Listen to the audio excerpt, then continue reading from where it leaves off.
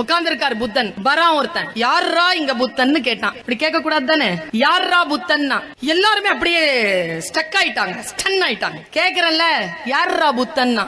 ஆனந்தன் எந்திரிச்சான், உட்கார வச்சுட்டு புத்தர் சொன்னார், உட்கார்ப்பா நான் தான் அப்படின்னு எந்திரிச்சார். காரி மூஞ்சில துப்பிட்டாங்க, துப்பிட்டான். துப்பின உடனே எல்லாரும் எழுந்திருக்கிறாங்க அவன் அடிக்கிறதுக்கு. எல்லாரையும் அமர்த்திட்டு புத்தன் சொன்னான், தொடச்சுக்கிட்டு அப்புறம் அப்படின்னா. அவன் மறுபடியும் காரி துப்ப தொடங்கினான். உடனே ஆனந்தன் சொன்னான், அவன் அடிக்காம வாட் நெக்ஸ்ட் நான் கேக்குறீங்க குருவே, அவன் எவ்வளவு அவமானப்படுத்துறான். அதுக்கு பதில் சொன்னார் பாருங்க புத்தன். புத்தன் சொன்னான், ஆனந்தா உட்கார். வந்தவனுக்கு புத்தன் யார் என்று தெரியாது, யாரா புத்தன் என்று கேட்டுதான் வந்தான். அவனுக்கு என் மீது கோபம் இல்லை, நான் ஏதோ சொல்லி இருக்கிறேன், செய்திருக்கிறேன். அந்த சொல்லின் மீதும் செயலின் மீதும் தான் அவனுக்கு கோபமே தவிர அவனுக்கு என் மீது கோபம் இல்லை. இப்ப புரியுதா? டீச்சர்ஸ், மனைவிமார்கள், கணவன்மார்கள் யாரேனும் ஒருத்தர் துன்புறுத்தி கொண்டால், நீ நான் அவருக்கு ஆகவே ஆக மாட்டேன். அப்படி இல்ல, நீ ஏதோ ஒரு சில்மிஷம் பண்ணிருக்கிற, அது ஆகல. நீ ஏதோ ஒரு வேலை செஞ்சிருக்க, அது ஆகல. நீங்கள் ஏதோ குற்றம் செய்திருக்கிறீர்கள், அதுதான் உங்களுடைய தலைமை ஆசிரியருக்கும் உங்களுக்கும் பிரச்சனையை தவிர உங்களுக்கும் தலைமை ஆசிரியருக்கும் ஒன்றும் பிரச்சனை கிடையாது. இதை தெளிவுபடுத்திக்கிட்டோம்னா வாழ்க்கையில் தோல்வி கிடையாது.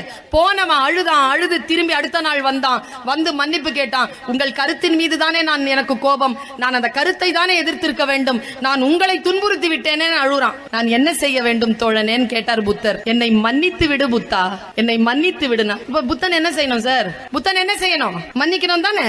புத்தன் சொன்னான், முடியாது. ஏன் என்று கேட்டான் முன்னால் இருந்தவன். புத்தன் சொன்னான், நீ துப்பியது நேற்று, அந்த எச்சிலை இதுவரைக்கும் நான் வைத்துக் கொண்டிருக்க நான் என்ன முட்டாளா? இன்று நான் புதிதாக பிறந்திருக்கிறேன். நான் ஓடிக்கொண்டிருக்கும் கங்கை யாரு? நீ துப்பிய எச்சில் கடலோடு கலந்து விட்டது.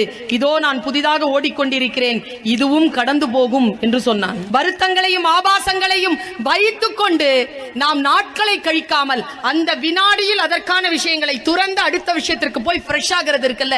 இந்த வீடியோ பிடிச்சிருந்ததுன்னா லைக் பண்ணுங்கள், கமெண்ட் பண்ணுங்கள், வெற்றி சிற்பி சேனலை ஃபாலோ பண்ணுங்கள். இந்த மாதிரி வேலைகள் உங்களுக்கு வேணும்னு சொன்னால் ஸ்க்ரீனில் தெரிய நம்பர் கான்டாக்ட் பண்ணுங்கள். உங்களுக்கு குறிப்பிட்ட நேரத்தில் மிக சிறப்பான முறையில் செய்து தருகிறேன். நன்றி, வணக்கம். அடுத்த வீடியோவில் சந்திப்போம். அதுவரை உங்கள் வெற்றி சிற்பி.